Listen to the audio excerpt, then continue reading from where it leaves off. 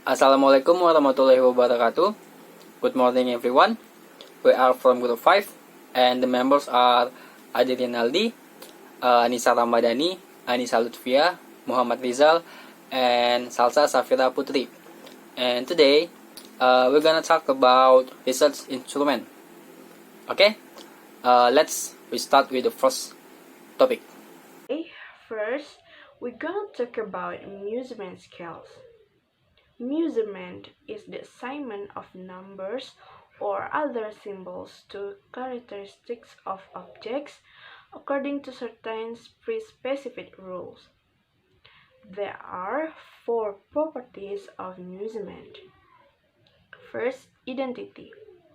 Identity refers to each value having a unique meaning. Second, magnitude. Magnitude means that the values have an order relationship to one another.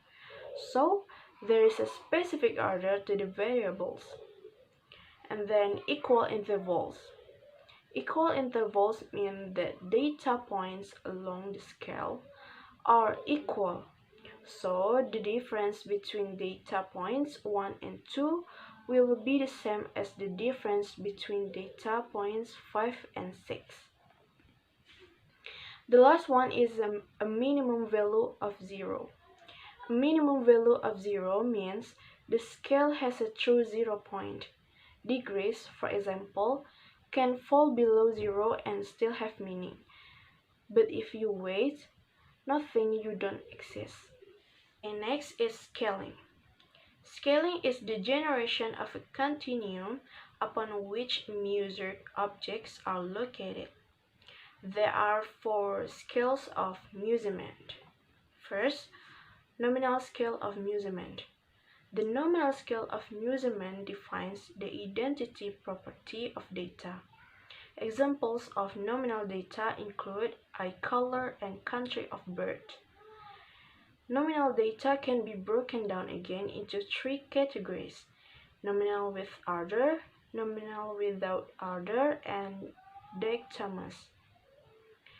And the second one is ordinal scale of measurement. The ordinal scale defines data that is placed in a specific order. An example of this kind of data would include satisfaction data points in a survey, where 1 is happy, 2 is neutral, and 3 unhappy. And then interval scale of measurement. The interval scale contains properties of nominal and order data, but the difference between data points can be quantified. This type of data shows both the order of the variables and the exact difference between the variables.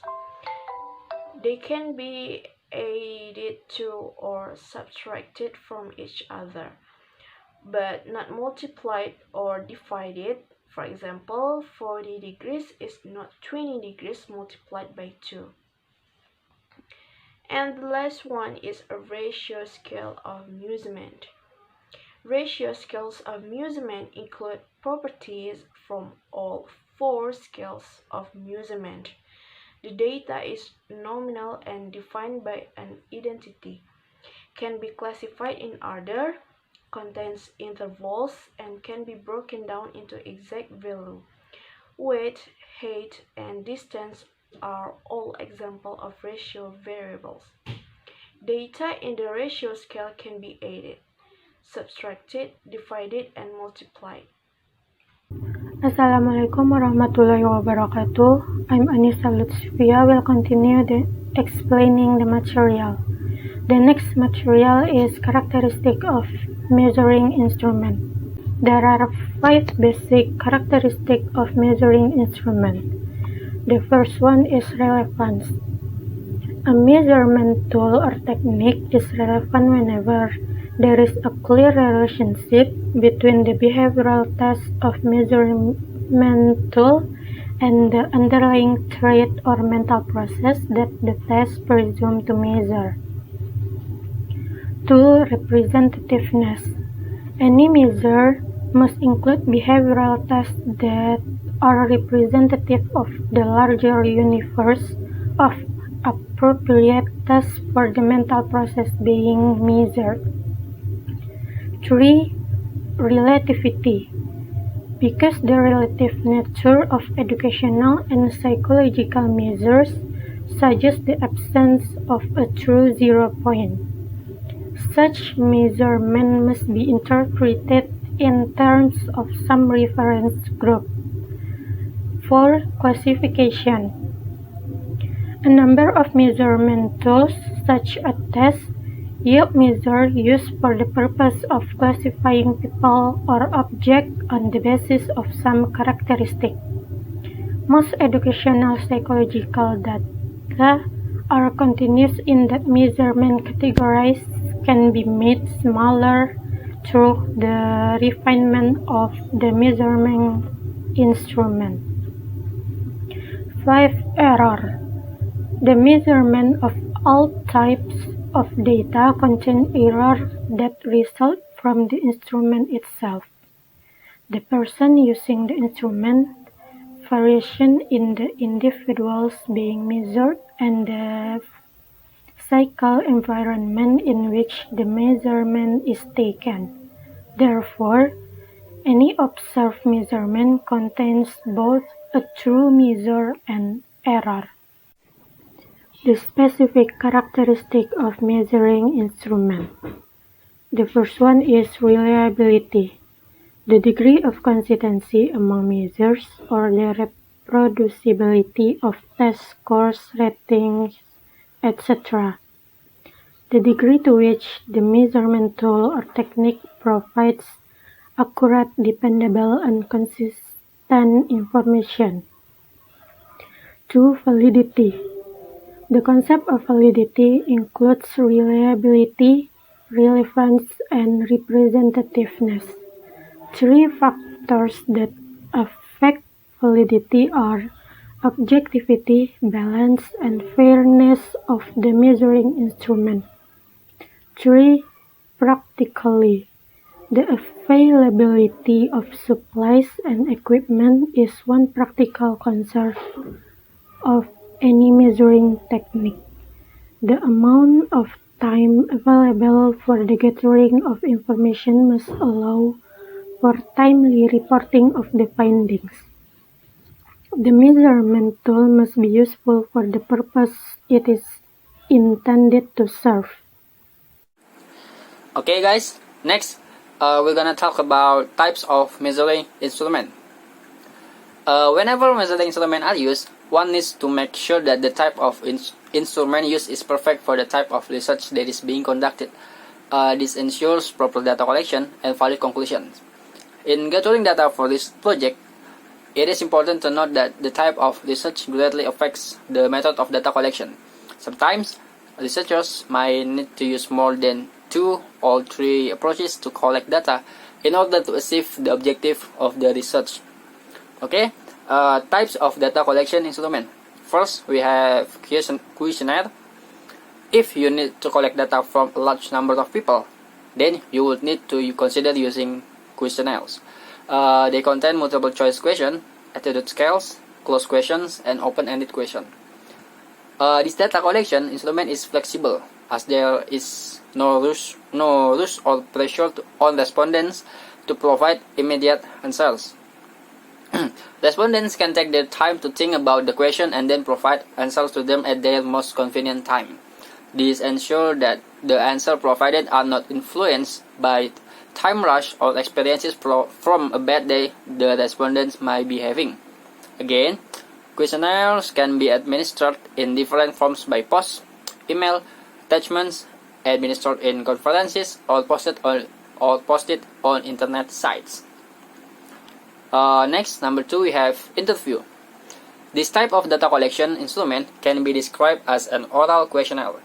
Interviews are usually done in face-to-face meeting, and they can also be conducted via phone conversations or through video chats, during which the interviewer takes notes with a pen and paper or a type recorder. The interviews are conducted either formally, informally, or even semi-formally.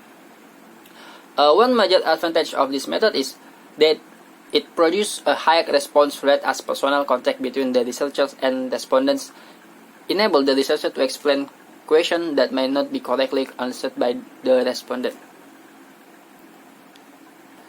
Okay, next, number 3, experiments. This type of data collection instrument is used in pure and applied science research. Experiments are carried out in laboratory by researchers. The experiments are strictly centered on the research topic for the sole purpose of meeting the research objective. If the experiments are carried out properly, its results are viable and error-free. Next, number 4 is participant and non-participant observation. Observation as a method of collecting data is popular in behavioral and social science. This method involves observing and recording individual behaviors. Individual behaviors might be observed under this category: what people do, why they do them, the roles they have, relationship that connect these activities, and features of the situation in which they find themselves. In participant observation, the researcher becomes part of the group to be observed. He has to fit in the group and gain the trust of its member. But at the same time, he needs to be careful enough to be detached in a way that he is able to carry out the observation. Non-participant observation is the direct opposite of what happens in participant observation. Last, we have focus group discussion. This type data collection instrument allows researchers to obtain data from a large group of people at the same time. Unlike in interview methods where the researcher focuses on one person, a group is the focus of the researcher. This method is used when a researcher's investigation concerns a policy and its impact on a particular operation in a society. Members of the focus group discussion should not exceed 10 at a time. The researcher must design a focus group discussion guide prior to the meeting. At the end of the focus group discussion, there is a need for the researcher to transcribe the data into qualitative information. Criteria for good measuring instruments. The first one is reliability. The reliability refers to a measurement that supplies consistent results with equal values. It indicates the extent to which it is without bias or error-free and hence ensures consistent measurement across time and across the various items in the instruments or the observed scores. In quantitative research, the reliability refers to the consistency, stability, and repeatability of result. That is, the result of a researcher is considered reliable if consistent results have been obtained in identical situations, but different circumstances.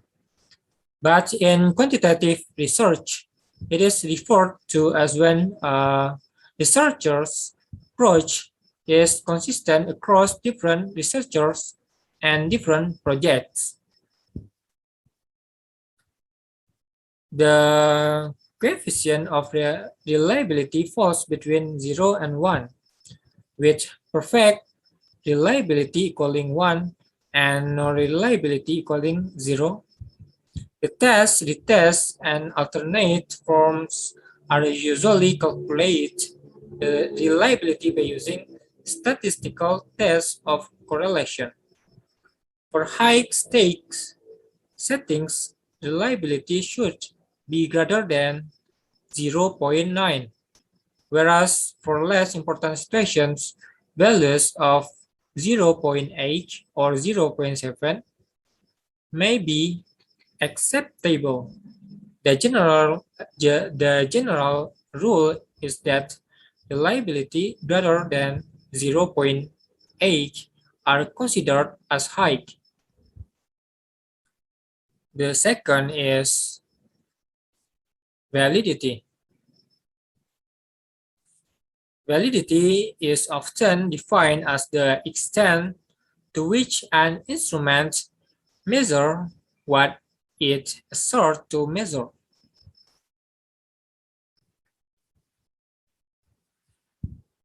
Qualitative research is based on the fact that validity is a matter of trustworthiness, utility, and dependability. Validity of research is an extent at which requirements of scientific research method have been followed during the process of generating research findings. In quantitative research, validity is the extent to which any measuring instrument measures what it is intended to measure. But, but in qualitative research, it is when a researcher uses certain procedures to check for the accuracy of the research findings. It is not property of the instrument, but of the instrument's course and their interpretations.